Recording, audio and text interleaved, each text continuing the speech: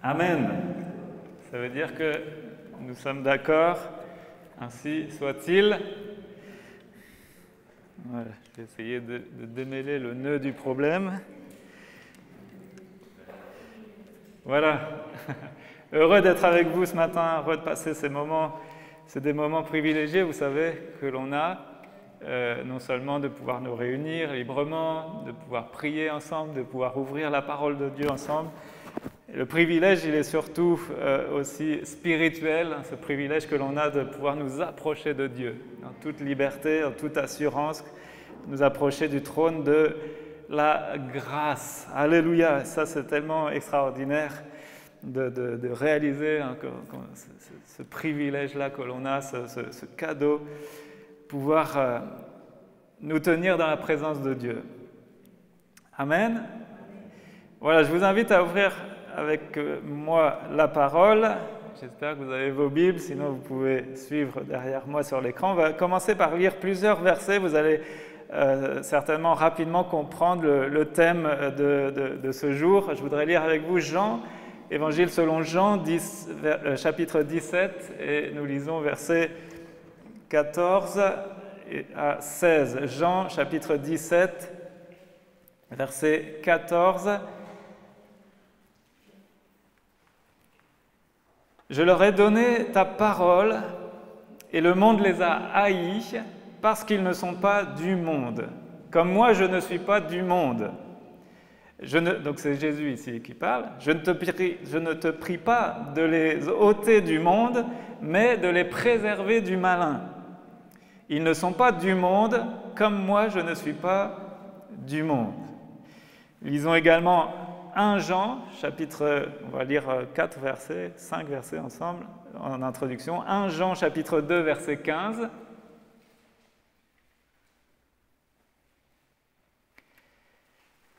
N'aimez point le monde. 1 Jean 2, verset 15. 1 Jean, chapitre 2, verset 15. N'aimez point le monde, ni les choses qui sont dans le monde. Si quelqu'un aime le monde, l'amour du Père n'est point en lui. Car tout ce qui est dans le monde, la convoitise de la chair, la convoitise des yeux et l'orgueil de la vie, ne vient point du Père, mais vient du monde. On peut lire également Jacques, chapitre 4, verset 4. Jacques 4, 4. Adultères que vous êtes, ne savez-vous pas... Donc, il y a le contexte, hein, c'est pas... Adultères que vous êtes, ne savez-vous pas que l'amour du monde est inimitié contre Dieu? Celui donc qui veut être ami du monde se rend ennemi de Dieu. Lisons encore 1 Jean chapitre 4, verset 5. 1 Jean 4, verset 5. Eux, ils sont du monde, c'est pourquoi ils parlent d'après le monde, et le monde les écoute. Et pour terminer, Colossiens 2, verset 20. Alors, je vous invite éventuellement à relire évidemment le contexte de ces versets, mais voilà, Colossiens 2, verset 20. Si vous êtes morts avec Christ aux principes élémentaires du monde, pourquoi, comme si vous viviez dans le monde, vous impose-t-on ces préceptes? Je vais m'arrêter ici, on va lire d'autres. Alors de quoi s'agit-il? De quoi va-t-on parler ce matin?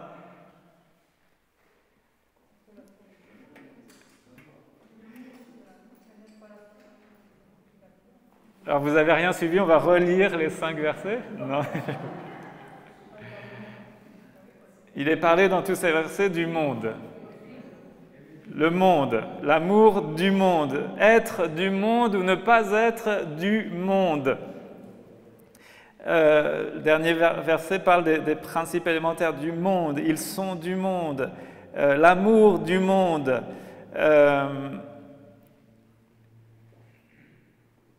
Être du monde ou ne pas être du monde. Voilà, donc on va parler de ça, on va réfléchir là-dessus. Et puis mettre en parallèle, évidemment, toujours avec la grâce de Dieu. Qu'est-ce que ça signifie être du monde? Être du monde. Alors, vous savez, selon les époques et selon certains contextes,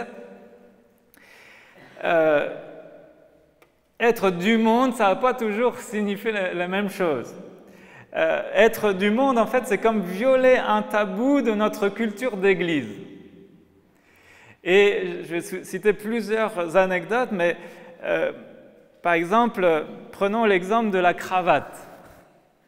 La cravate. Dans certaines églises d'Europe de l'Est, porter la cravate, c'est considéré comme narcissique, inacceptable et assurément du monde.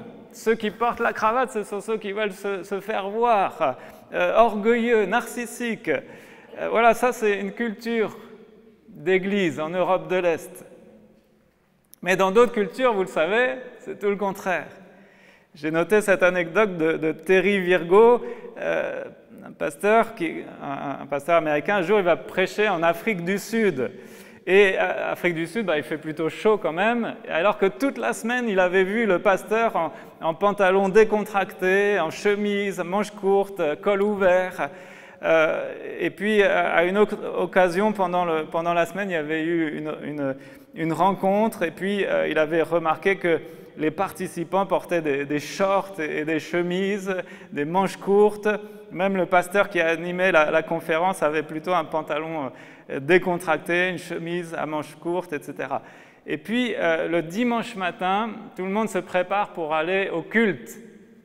Et lui, il se prépare, et puis comme il avait vu que ça avait l'air plutôt décontracté, eh bien lui, il met une tenue aussi décontractée.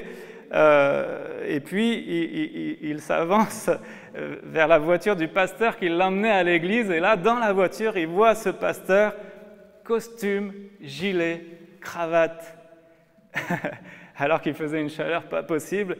Et là, il a vu l'air, il a vu le regard alarmé de ce pasteur. Et donc, il lui a posé la question, est-ce que mes vêtements sont acceptables ? Et le pasteur lui dit, je n'ai jamais pris la parole dans mon église le dimanche matin sans porter de cravate. Et ça a été sa réponse plutôt sévère. Alors, c'était considéré là quelque chose du monde de venir le dimanche matin sans être costume, gilet, cravate. Dans d'autres cultures, ça va être certains objets, des objets qui sont considérés comme des objets impies.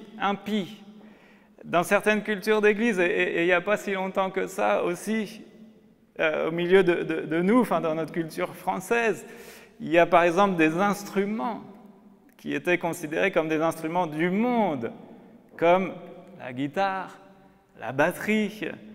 Donc c'était qualifié du monde, ça c'était du monde. Dans certains milieux baptistes, je vais vous brosser comme ça plein d'anecdotes pour essayer de comprendre certaines choses. Dans certains milieux baptistes, le silence, c'est la règle. Et si, comme ce matin, vous êtes arrivé, vous preniez la liberté de bavarder un peu, eh bien, dans cette culture d'église-là, ça aurait été considéré comme du monde. Juste le fait de bavarder un peu. Parce que la culture, c'était le silence. Dans d'autres milieux, aller faire son plein d'essence le dimanche matin ou le jour du sabbat, le jour du repos, c'est considéré comme du monde. Dans les années 50, l'épouse de Billy Graham, vous connaissez Billy Graham, célèbre évangéliste qui est décédé il n'y a pas très longtemps. Billy Graham, mondialement connu, donc il va faire une mission au Royaume-Uni et son épouse l'accompagne. Et son épouse a créé la panique. Pourquoi ? Parce que au Royaume-Uni, ils ont appris que son épouse se maquillait et portait même du rouge à lèvres et même une coupe de cheveux moderne. Et ça, c'était considéré comme du monde. Je me souviens, quand j'étais sur Côte-Bec-en-Caux, il y avait avec nous le pasteur Charles Zé, maintenant décédé aussi auprès du Seigneur, et on avait chaque semaine un temps de prière. Je prenais le temps d'aller chaque semaine le voir, et on avait des temps d'échange, de partage, de prière. Et je me souviens cette anecdote où il m'expliquait qu'à son époque, quand lui a démarré, enfin, la tenue des pasteurs, c'était quoi? C'était costume, cravate, chapeau noir. Noir.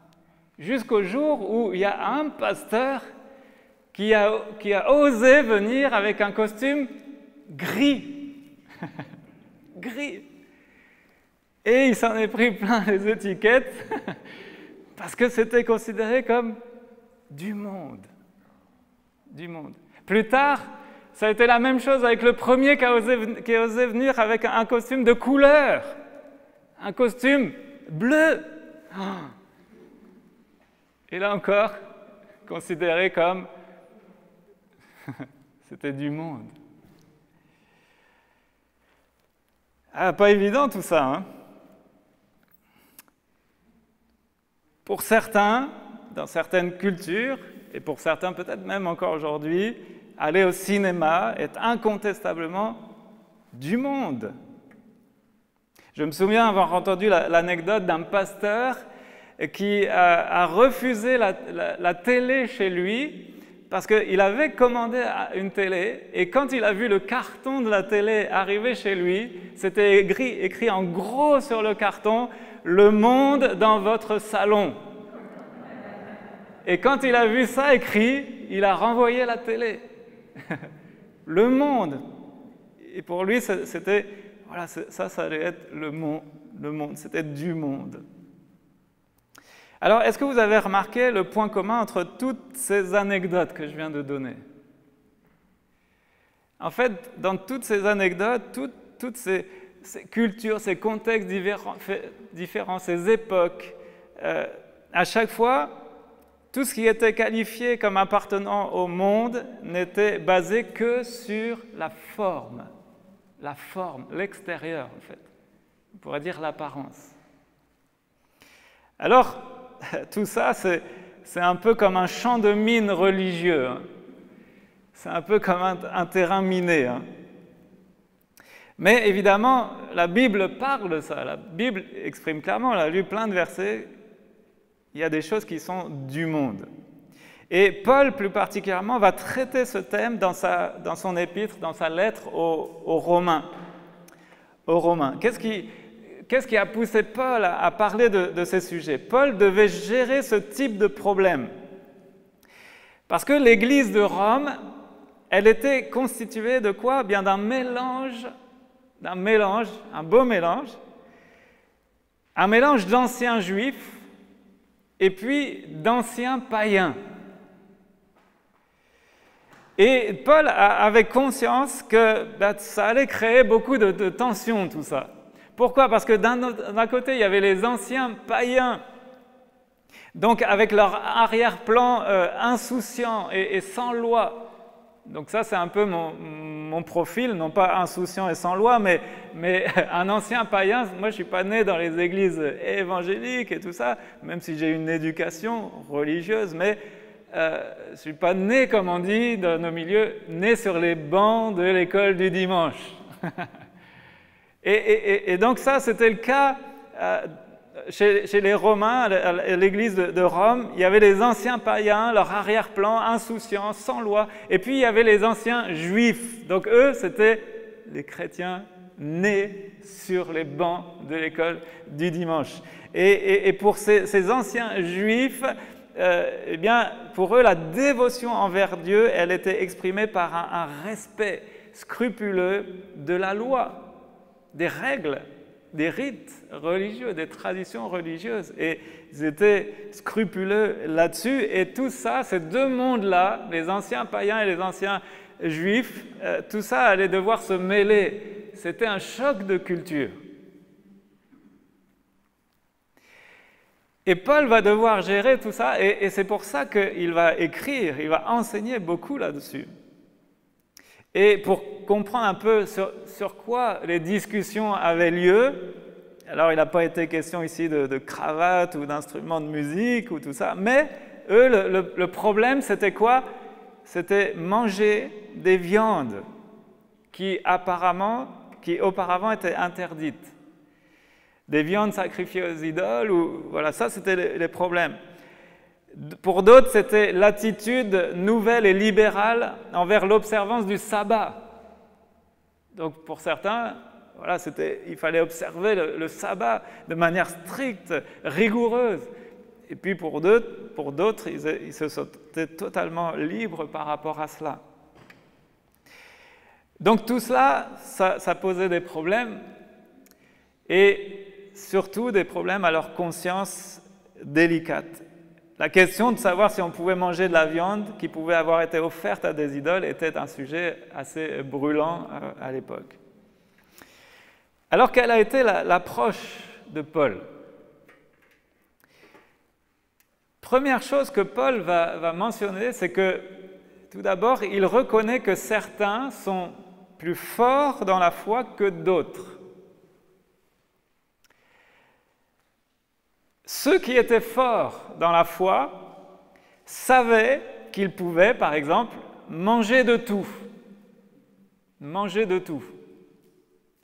Alors que les faibles ne mangeaient que des légumes. C'est dit dans Romains chapitre 14, versets 1 et 2. Romains 14, on peut lire « Accueillez celui qui est faible dans la foi ». Donc ce sont bien les mots employés par Paul, hein, faible ou fort. Accueillez celui qui est faible dans la foi, je veux bien que tu l'affiches, Romains 14, verset 1.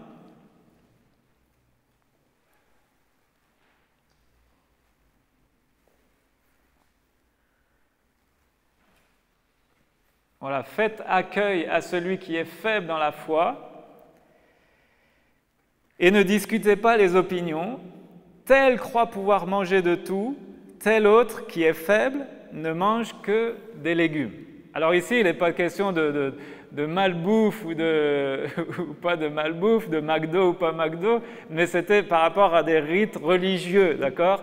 Il y avait certaines nourritures qui étaient considérées comme sacrées, on va dire, et puis d'autres qui étaient considérées comme païennes, auxquelles on ne devait pas toucher, et notamment il y avait cette histoire de viande qui était sacrifiée aux idoles, et si on était invité chez quelqu'un, et puis que la personne, elle avait fait un plat et puis que c'était fait de manière voilà, pour sa religion, pour sa croyance, pour son idolâtrie, eh bien est-ce qu'on pouvait manger ou pas?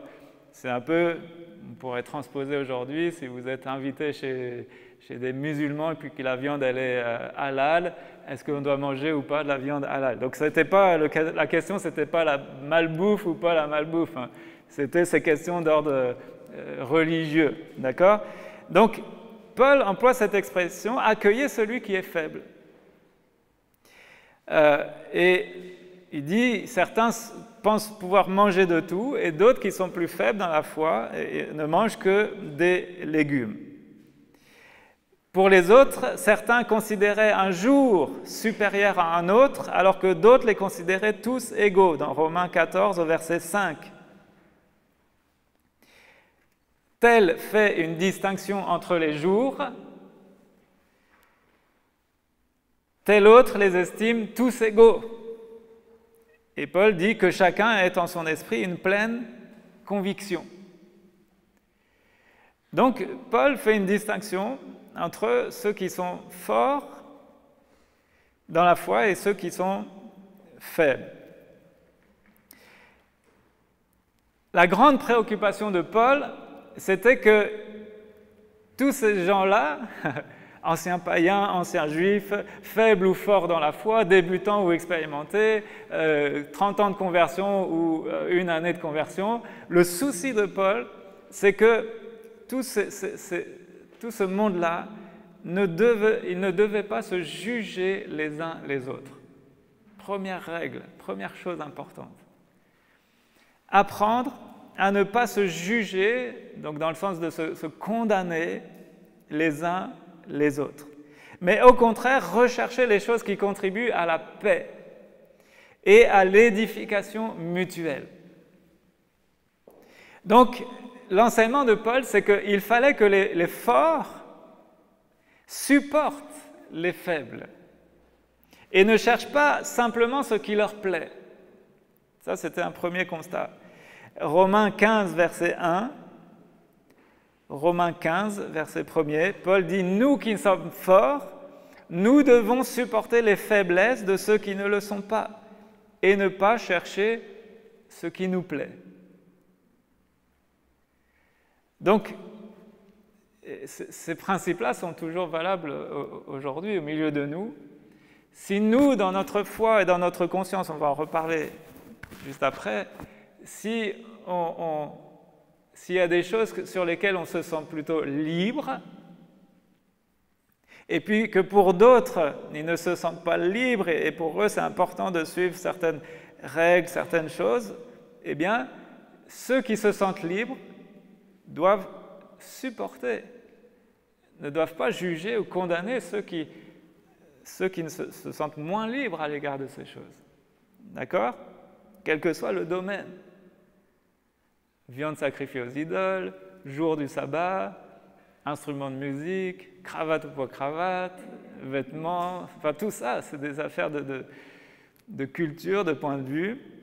Mais le principe, en tout cas, ne pas se juger les uns les autres, se supporter, se soutenir, s'encourager mutuellement, contribuer à la paix. Amen, ça, ce sont des choses importantes. Nous qui sommes forts, nous devons supporter les faiblesses de ceux qui ne le sont pas et ne pas chercher ce qui nous plaît. Ensuite, Paul va, on l'a lu tout à l'heure, je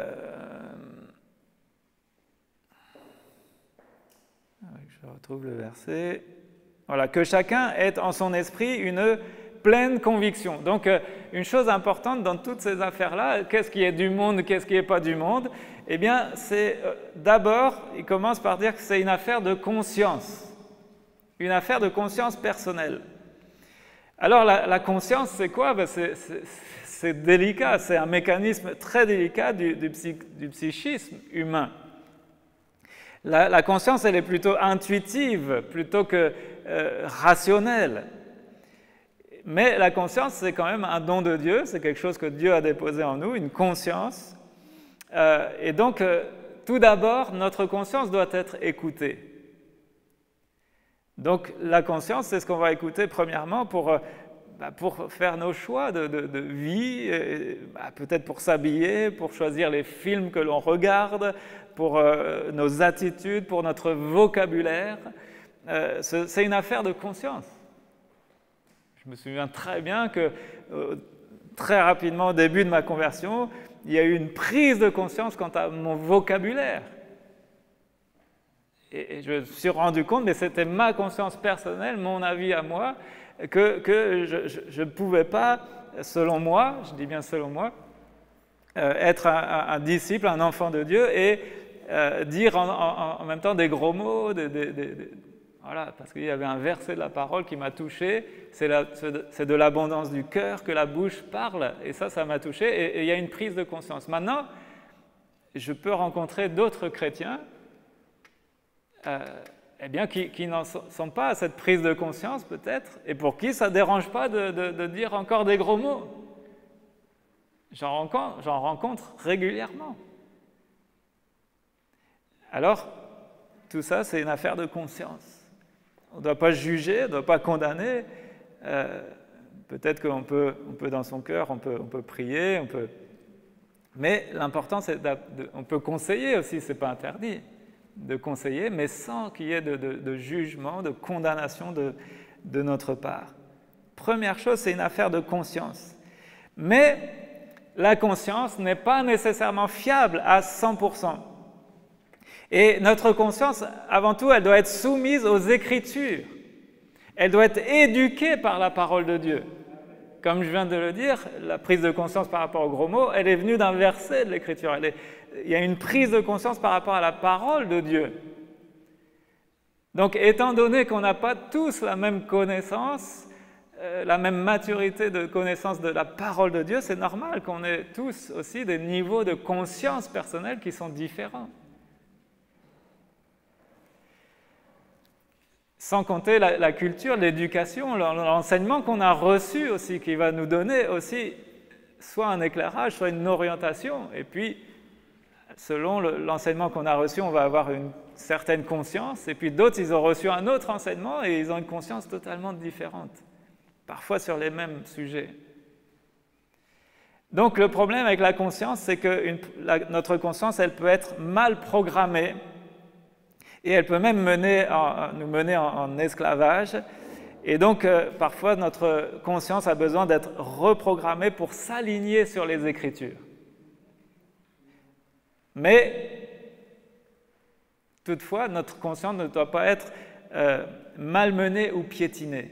S'il y a des choses qu'on fait avec une mauvaise conscience, ben on ne doit pas les faire. Hein?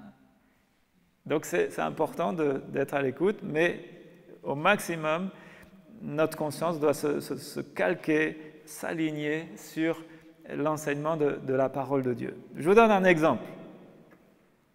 La batterie. Vous le savez, hein, même dans nos milieux d'Assemblée de Dieu, la batterie, elle a été pendant un temps considérée comme du monde. Bon, mais moi je ne suis pas trop arrivé dans ce contexte-là. Mais je vous parle de ma conscience personnelle. Dans ma conscience personnelle, la batterie, très rapidement, j'ai pris conscience que c'était une idole, parce qu'à l'époque, c'était vraiment mon idole, c'était vraiment ma passion, c'était vraiment une idole dans mon cœur. Et ça, rapidement, j'en ai pris conscience, puisque c'était quelque chose qui était plus important que Dieu. Et puis, voilà, quand je me suis converti, l'idole, elle est descendue de son piédestal.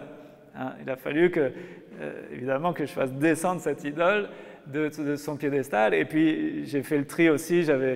Il y avait certains batteurs célèbres qui étaient pour moi des idoles. J'avais des posters partout dans ma chambre et tout ça. Et tout ça, quand je me suis converti, l'idole est descendue de son piédestal. J'ai enlevé les posters. Et puis voilà, celui qui est devenu le premier, la priorité, c'est évidemment mon Jésus, mon Sauveur. Alléluia. Mais s'il y a eu cette prise de conscience, eh bien, ma conscience ne me reprend pas quand je joue de la batterie. Parce que Dieu ne m'a jamais, personnellement, Dieu ne m'a pas demandé d'arrêter la batterie. Oui, il fallait que l'idole descende de son piédestal, ça c'est sûr et certain, mais le fait de jouer de la batterie ne m'a jamais posé de problème dans ma conscience. D'autant plus, si je m'appuie sur les Écritures, le psaume 150, verset 5, « Louez-le avec les cymbales sonores, louez-le avec les cymbales retentissantes. » Donc ma conscience est pleinement tranquille face à ça. Maintenant, ça c'est ma conscience. Je connais d'autres frères, anciens batteurs, à qui Dieu a dit clairement d'arrêter la batterie. Et ils n'en ont jamais refait. Donc leur conscience à eux, elle est différente. Et c'est pas que pour eux, c'est pas bien de jouer la batterie, c'est que pour eux, c'était tellement peut-être encore plus fort dans leur cœur, je ne sais pas comment exprimer, mais que Dieu leur a dit d'arrêter. Voilà, une affaire de conscience devant Dieu. D'accord? Donc, dans toutes ces choses-là, ce sont parfois des sujets un peu délicats, mais le principe, c'est d'être convaincu en nous-mêmes de ce que la Bible enseigne, et surtout vivre notre vie devant Dieu à la lumière de cette vérité, tout en respectant ceux qui ne sont pas d'accord avec nous. Donc ça, c'est le principe de la conscience, important dans ces choses. Maintenant, Paul va parler, il va faire une distinction claire et très sévère même, entre les frères plus faibles et les faux frères. Il y a quelque chose qui a changé là, je ne sais pas. Il va faire une distinction entre les frères plus faibles et les faux frères. On le sait, Paul le dit dans les Écritures, que Paul, il savait s'adapter pour que des gens soient sauvés. Il nous a dit, il se faisait tout à tous. On peut le lire dans 1 Corinthiens 9, versets 20 à 21. 1 Corinthiens 9, versets 20 à 21. Donc, Paul, voilà ce qu'il exprime. Il dit « Avec les Juifs, j'ai été comme les Juifs. avec ceux qui sont sous la loi, comme sous la loi. Et il précise, quoique je ne sois pas moi-même sous la loi. Mais pourquoi il fait ça? Afin de gagner ceux qui sont sous la loi. Et puis il continue, verset 21, avec ceux qui sont sans loi, eh bien je me suis comporté comme sans loi, quoique je ne sois point sans la loi de Dieu, étant sous la loi de Christ. Et pourquoi il fait ça? Afin de gagner ceux qui sont sans loi. Donc Paul, il s'adapte, il sait s'adapter. Selon le contexte, il s'est fait tout à tous. Pourquoi? Dans le but de gagner les âmes au Seigneur. Et donc, il s'est parfois placé sous la loi pour gagner ceux qui étaient sous la loi. Et certainement que Timothée, si je prends une anecdote dans le contexte, le jeune Timothée, certainement qu'il a dû se réjouir quand il a entendu Paul prêcher et dire que la circoncision n'était pas nécessaire pour le chrétien. Imaginez-vous, mettez-vous dans le contexte, Timothée se convertit et puis il entend les enseignements de Paul et certainement que quand Paul enseigne, quand Timothée va entendre Paul dire la circoncision c'est pas obligatoire, ça c'était sous la loi, maintenant on est libre de la loi et donc il va expliquer que ce rite-là, cette tradition-là n'est plus obligatoire. J'imagine que le jeune Timothée a dû être plutôt soulagé. Sauf que quelque temps plus tard, Timothée a dû un peu moins se réjouir quand ce même Paul a décidé que ce serait bon pour Timothée d'être circoncis. Pourquoi? Eh bien, pour l'amour de l'Évangile, afin de tenter de gagner les Juifs. Paul savait que Timothée était appelé à servir le Seigneur et que Timothée allait se retrouver à prêcher dans des contextes juifs.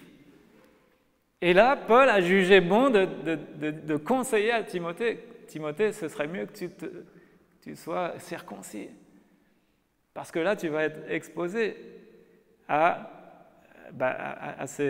ces traditions, à ces règles, à ces rites, et il vaut mieux pas que tu sois une occasion de chute ou de jugement, de condamnation, si tu veux qu'il t'écoute, si tu veux qu'il t'entende, et si tu veux pouvoir annoncer l'Évangile avec plus de liberté. Vous comprenez? Donc Paul, il s'adapte et il fait en fonction de la foi des uns et des autres, faible ou forte, il s'adapte. Donc ça, c'est avec les faibles, Paul s'adapte.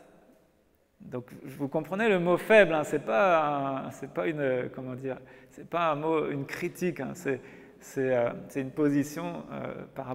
L'attitude de Paul va être tout à fait différente envers ceux qui contestent catégoriquement la liberté des enfants de Dieu.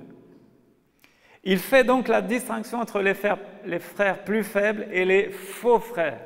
Les faux frères, il dit dans Galates chapitre 2 verset 4, Galates chapitre 2 verset 4 et 5, il dit « Et cela à cause des faux frères qui s'étaient secrètement introduits et glissés parmi nous pour épier la liberté que nous avons en Jésus-Christ, avec l'intention de nous asservir. » Donc là, il parle clairement de faux frères. Il parle de certaines personnes qui se sont introduites dans les églises et qui voulaient remettre les chrétiens sous le joug de la loi. Ils voulaient remettre les chrétiens sous des règles, des rites, de traditions religieuses qui n'avaient rien à voir avec l'Évangile. Et à l'égard de cela, il ne parle pas de frères qui seraient faibles dans la foi, il parle de faux frères. De faux frères. Et il dit au verset 5, « Nous ne leur cédâmes pas un instant. Nous avons résisté à leurs exigences afin que la vérité de l'Évangile soit maintenue parmi vous. » Donc il y a une différence là.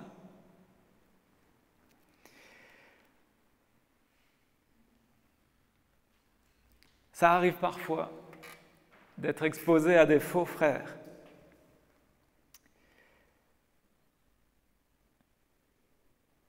Un jour, un de ces faux frères m'a accusé d'avoir bafoué la doctrine.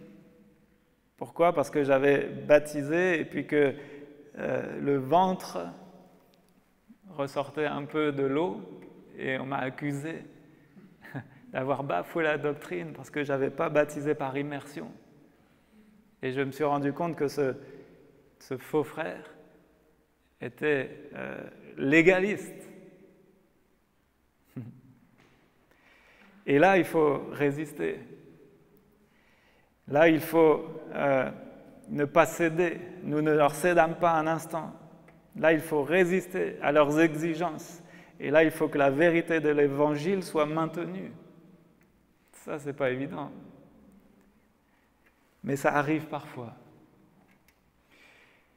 Et là, il ne s'agit plus... Donc, et là, on voit que Paul, il fait vraiment la distinction entre des frères, des sœurs qui sont sincères, qui sont vraiment nés de nouveau, et puis il n'y a pas tous la même maturité, et ça, voilà, il y a des frères et des sœurs qui sont plus matures dans la foi, d'autres qui sont plus jeunes, et donc c'est ça qui fait la distinction entre les faibles et les forts, et l'important c'est qu'entre ceux-là, il y ait le même amour, il y ait du respect, il y a de la communion, il y a la paix, tout ça. Mais il va être intransigeant à l'égard des faux frères qui condamnent, qui jugent et qui voudraient remettre les autres sous le joug de règles, de traditions humaines et religieuses. Si vous relisez toute l'épître aux Galates, c'est comme un cri du cœur de Paul, inspiré par le Saint-Esprit évidemment, mais c'est comme un cri du cœur pour que les jeunes croyants résistent à toute tentative de les ramener vers le légalisme. Et donc, l'attitude de Paul, c'est qu'il veut écarter les légalistes de la ville de Philippe. Et d'ailleurs, donc on voit tout ça dans l'épître aux Galates, dans l'épître aux Philippiens, dans la plupart des épîtres, Paul, il combat le légalisme. Et dans l'épître aux Philippiens, il considère même, c'est pour vous dire la sévérité, l'intransigeance de Paul, il considère ses faux frères comme des chiens. Il les qualifie de chiens. J'invente rien, hein. Philippiens chapitre 3, verset 2. Philippiens chapitre 3, verset 2. Prenez garde aux chiens, prenez garde aux mauvais ouvriers, prenez garde aux faux circoncis. Et c'est Gordon Fee qui a dit cette métaphore elle est plutôt mordante. Hein. Donc des chiens. Et les chiens, vous savez, à l'époque, ce n'était pas un compliment, loin de là. Hein. Les chiens sont des charognards, c'était généralement détesté par la société gréco-romaine. C'était des animaux considérés comme zoologiquement inférieurs et considérés par les Juifs comme impurs. Donc dire de quelqu'un prenez garde aux chiens, c'était dire la sévérité et l'intransigeance que Paul avait à leur égard. D'ailleurs, les Juifs employaient parfois le mot chien pour désigner aussi les païens. Donc pour Paul, la problématique, elle est très claire. C'est que la grâce présente aux croyants une liberté surprenante. En tant qu'enfant de Dieu, on jouit d'une liberté surprenante qui rompt avec l'esclavage du légalisme. Et donc cette liberté-là, la glorieuse liberté des enfants de Dieu, elle doit non seulement être célébrée, mais elle doit aussi être défendue.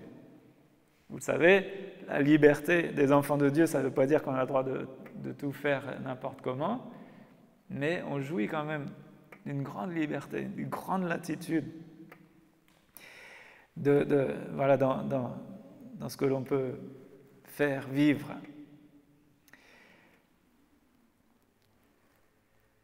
Alors je voudrais qu'on voit juste 3 choses rapidement, je vais aller rapidement pour la fin, mais 3 choses. En fait, c'est quoi être du monde? L'attachement aux choses du monde, eh bien, telle qu'elle est définie dans la Bible, ça ne se réduit pas à une foule de règlements.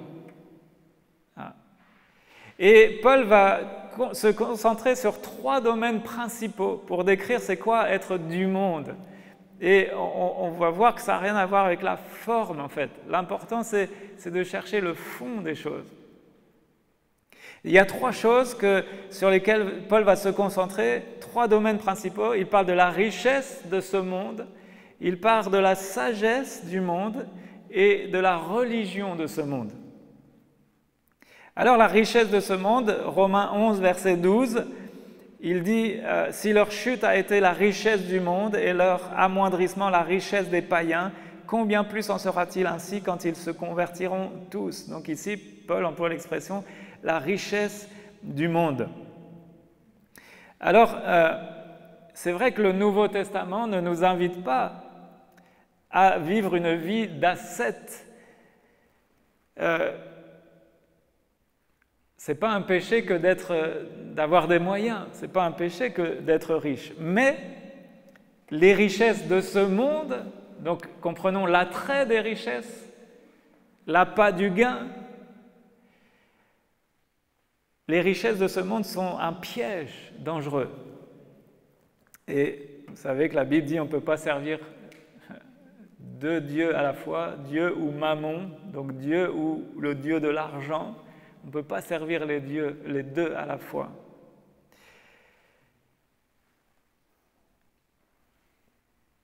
Donc, c'est évident que les riches de ce monde sont acceptés dans les églises. Peut-être qu'on n'en a pas assez d'ailleurs. On voudra en voir plus.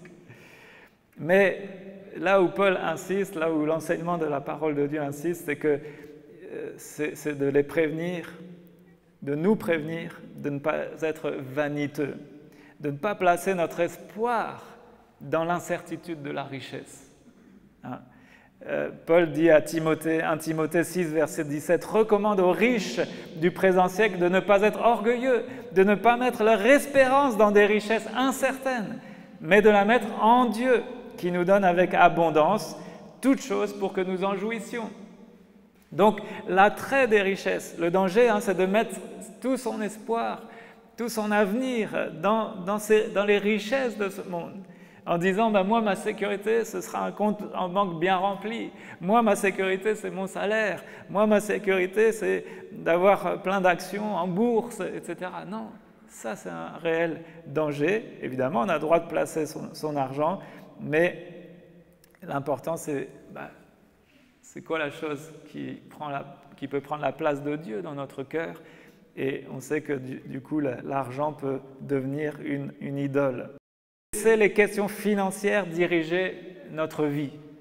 C'est ça, être du monde. Ça, c'est du monde. C'est quand on laisse les questions financières diriger notre vie, les possessions, les promotions, le prestige qui viennent dominer nos décisions. Ça, c'est être du monde.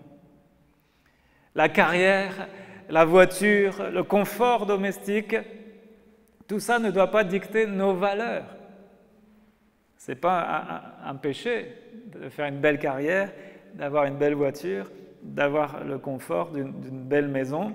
Tout ça n'est pas un péché, mais si ça dicte nos valeurs, eh bien là, on se trompe. Ce serait être de ce monde, ce serait vivre comme si ce monde avait toutes les réponses et établissait nos valeurs. Donc, important de veiller là-dessus. D'ailleurs, Paul, à un moment donné, parle de Démas. Dans 2 Timothée 4,10, il dit que Démas l'a abandonné par amour pour le monde présent. Voilà un exemple. Donc, il y a un vrai danger, l'attrait des richesses, l'amour de l'argent peut nous faire abandonner Dieu, tout simplement. Deuxième chose, la sagesse de ce monde. 1 Corinthiens 1, verset 20. Où est le sage? Où est le scribe? Où est le raisonneur de ce siècle? Dieu n'a-t-il pas convaincu de folie la sagesse du monde? Donc, la sagesse de ce monde. En fait, la sagesse de ce monde,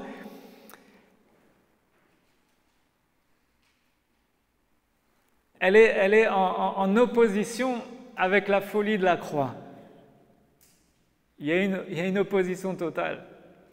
La sagesse de ce monde ne peut pas comprendre la croix. Parce que la croix, elle n'est pas logique. Ce n'est pas logique que le sauveur de l'humanité soit quelqu'un qui vienne pour servir, mourir. Ce n'est pas logique. Être trahi, être jugé, condamné, ça c'est aux antipodes de la sagesse de ce monde. Non, un sauveur, le sauveur du monde doit être puissant. Regardez tous les Marvel et tous les DC Comics, regardez tous les films de super-héros. Pour sauver le monde, il faut être fort, puissant, victorieux. Mais Jésus l'est tout ça, mais il l'est au travers de la croix, en s'humiliant, en se donnant, en se livrant, en acceptant la croix. Et c'est une folie ça pour le monde. Donc la sagesse de ce monde, elle est aux antipodes, elle ne nous permettra jamais de nous vanter d'une foi centrée sur la croix. C'est une folie totale pour ce monde. La sagesse de Dieu se démarque fortement de la sagesse du monde. Vous connaissez ces passages, 1 Corinthiens 1, verset 20. Où est le sage, où est le scribe, où est le raisonneur de ce siècle? Dieu n'a-t-il pas convaincu de folie la sagesse du monde? Et puis au verset 21, ça poursuit en disant « Car puisque le monde, avec sa sagesse, n'a point connu Dieu, il a plu à Dieu, dans sa sagesse, de sauver les croyants par la folie de la prédication. » Sous-entendu, la folie de la prédication de la croix. C'est une folie. On est un peu fous, hein, nous, les prédicateurs. On prêche une folie aux yeux du monde. Et Dieu a pris plaisir à ça. Il a communiqué sa grâce au monde par la folie de la croix. Donc c'est quoi être du monde? C'est quoi l'attachement aux choses de ce monde? Ça signifierait diluer le message chrétien pour que la croix perde son caractère offensant. Ça c'est être du monde. Il n'y a personne parmi nous qui aime être considéré comme des fous, comme des obscurantistes, des intégristes ou des dinosaures intellectuels. Et pourtant, il y a bon nombre de notre société qui nous considèrent comme ça parce qu'on croit en des choses folles, des choses tellement datées, tellement dépassées. Ou alors on est des intégristes, Alors, quand on est confronté à ça, ça peut être tentant d'abandonner la croix, d'abandonner le message de l'Évangile et de présenter un message plus digeste, de présenter un message plus acceptable. Dieu vous aime. Dieu vous aime. Venez à Dieu, il vous aime, vous allez être bénis, vous allez trouver du travail, vous allez devenir riche, vous allez trouver l'amour. Et c'est ça. Ça, c'est être du monde. C'est quand on déforme le message de la croix pour être plus acceptable, pour être plus attirant. Mais non. Le message de la croix est toujours le même. Nous sommes pécheurs. Nous sommes tous des pécheurs. Nous sommes tous condamnables. Nous méritons tous le jugement et la condamnation. Mais, dans sa grâce, Dieu envoie son Fils, il paye à notre place. Il porte sur la croix nos péchés et il triomphe glorieusement de notre péché par la résurrection et il nous entraîne, il veut nous entraîner dans sa victoire pour tous ceux qui veulent bien accepter de se repentir, de confesser leurs péchés, de faire de Jésus leur Seigneur, leur Maître. Vous connaissez le message de l'Évangile, mais c'est celui-là. Et il ne faut pas essayer de galvauder, de présenter un évangile à l'eau de rose pour qu'il soit plus digeste, plus acceptable. Ça, ce serait être vraiment du monde.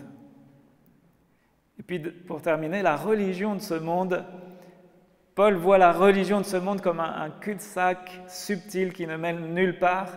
Il dit dans Colossiens 2, versets 20 et 21, Colossiens 2, versets 20 et 21, « Si vous êtes morts avec Christ aux principes élémentaires du monde, pourquoi, comme si vous viviez dans le monde, vous impose-t-on ces préceptes? Ne prends pas, ne goûte pas, ne touche pas. » Donc Paul, ici, il prévient les chrétiens de veiller.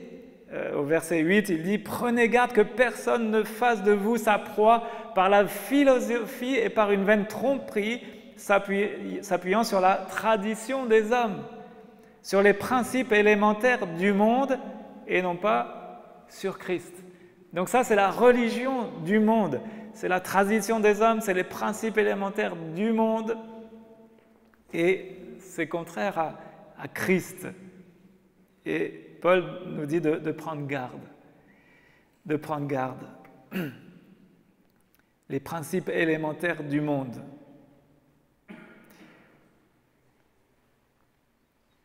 Et c'est dans ce contexte-là qu'il ajoute, Colossiens 2, verset 16, que personne donc ne vous juge au sujet du manger ou du boire, ou au sujet d'une fête, d'une nouvelle lune ou des sabbats. Donc tous ces problèmes de religion, toutes ces règles, toutes ces traditions de religion humaine.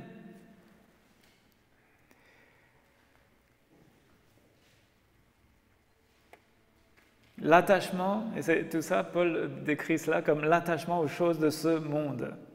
Paul les considère comme un attachement aux choses du monde sous une autre forme. C'est ça qui est dingue, c'est que les religieux considèrent que ceux qui n'obéissent pas aux règles religieuses, eh bien, ils considèrent ça comme étant du monde.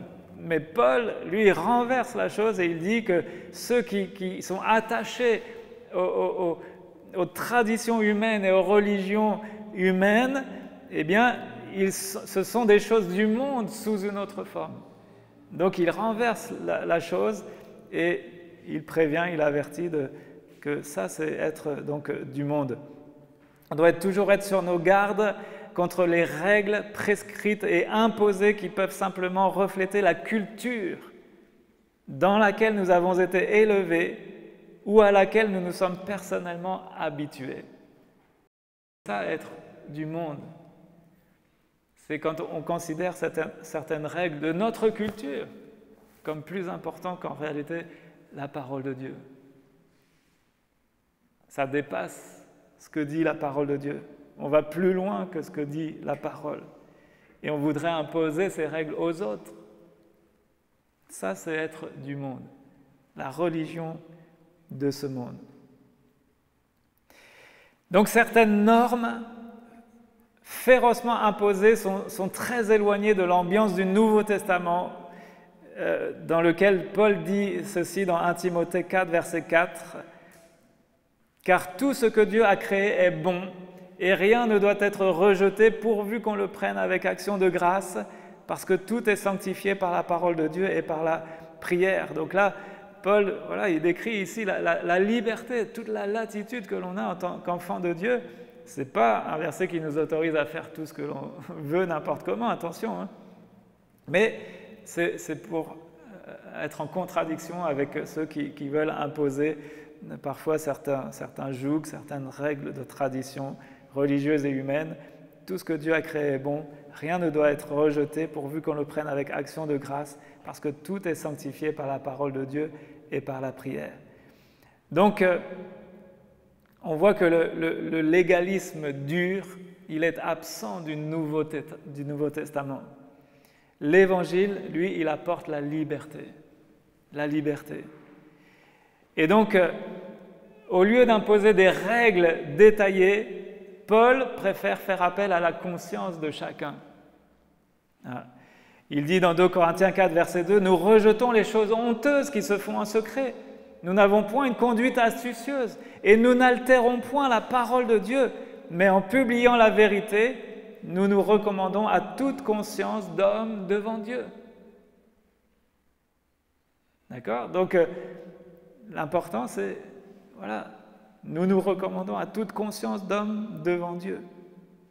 Et il va inviter les autres à juger ce qu'il dit, 1 Corinthiens 10, 15, « Je parle comme à des hommes intelligents, jugez vous-même de ce que je dis. » Amen. Donc intéressant tout ça, et ça doit nous faire aussi réfléchir, nous, sur nos comportements, nos attitudes. Alors je termine par ça, c'est que Paul, il se considère comme crucifié quant au monde. Il a été crucifié au principe de ce monde. Il dit dans Galates 6, verset 14, « Pour ce qui me concerne, loin de moi la pensée de me glorifier d'autre chose que la croix de notre Seigneur Jésus, par qui le monde est crucifié pour moi, comme je le suis pour le monde. Car ce n'est rien d'être circoncis ou incirconcis. Ce qui est quelque chose, c'est d'être une nouvelle création. » Alléluia. Donc là, il met en opposition la forme ou le fond. Hein. C'est rien d'être circoncis ou incirconcis. C'est pas les règles, c'est pas la tradition religieuse extérieure qui change. L'important, c'est d'être une nouvelle création, d'avoir reçu un cœur nouveau, un esprit nouveau. Et il dit donc, le monde, à ses yeux, il a été crucifié. Et il dit, je le suis, moi j'ai été crucifié pour le monde. Donc, tous les attraits, tous les principes de ce monde, de notre société, tout cela, Paul le voit comme crucifié. Tout ça, c'est mort pour lui.